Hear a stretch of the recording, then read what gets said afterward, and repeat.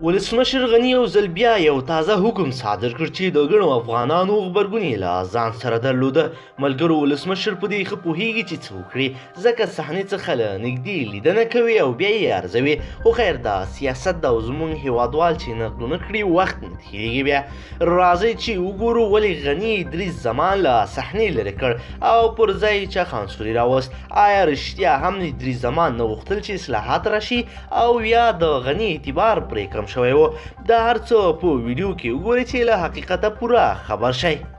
قدرمنو لیدونکو السلام علیکم، ستړي مه شئ. د افغان ولسمشر محمد اشرف غني د تازه حکم له مخې هارون چخان سوري د ادریس زمان پر ځای د بهرنیو چارو وزارت د سیاسي معین او دغه وزارت د نوي سرپرست په توګه ټاکل شوی دی. د ارګ د یوې تازه خپره شوې اعلامیې له مخې هارون چخان سوري به د نوي وزیر تر ټاکل کېدو پورې د دغه وزارت د سرپرست په توګه هم پاتې شي.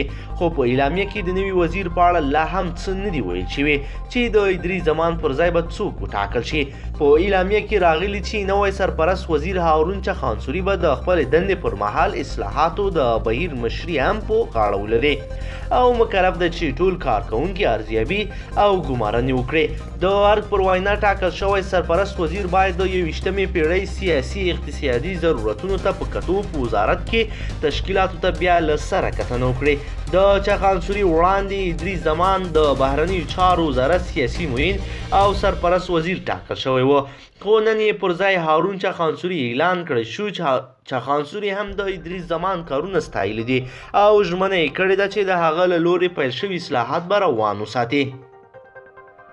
ادریس زمان هم د ارګ پریکړې ته په احترام سره نوی سرپرست او سیاسي معین هارون چخان سوري ته په یو ټویټ کې پیغام مبارکي ورکړې ده او ویلي دي هیله ده چې په خپله دنده کې د هیواد لپاره په دغه وزارت کې اصلاحي کارونه روان وساتي. د تیر 2019 کال د اکتوبر پر 26مه نیټه د صلاح الدین رباني پر ځای د بهرنیو چارو وزارت سرپرست وزیر ادریس زمان ټاکل شوی و. د له معلوماتو له مخې هغه مهال د بهرنیو چارو وزارت لپاره د ګڼ شمېر نمایندانو له ډلې ولسمشر محمد اشرف غني یوازې ادریس زمان وړ بللی و او د بهرنیو چارو سرپرست وزیر په توګه یې اعلان کړ. د ادریس زمان وړاندې صلاح الدین رباني د یاد وزارت څخه استعفا اعلان کړې وه. هغه مهال هغه ویلي و چې د دندې له پیله تر وروستیو پورې د ولسمشرۍ ماڼۍ له پالیسیو او کارونو سره جوړ نه و، نو ځکه یې خپله استعفا وړاندې کړې وه. د یادولو ده چې د دې وزارت نوی سرپرست وزیر او سیاسي معین هارون چخان سوري له دې وړاندې د ولسمشر د دفتر مشر او د جمهوریت ریاست د چارو اداري مشر په توګه پاتې شوی و. قدرمنو لیدونکو که چیرې غواړئ چې ورته تازه او مهمو پیښو څخه ځان ډېر ژر او په لنډو کې خبر کړئ، زموږ چینل د سره ضرور سبسکرایب کړئ او ویډیو سره حتما لایک کړئ. مننه له توجه نه مو.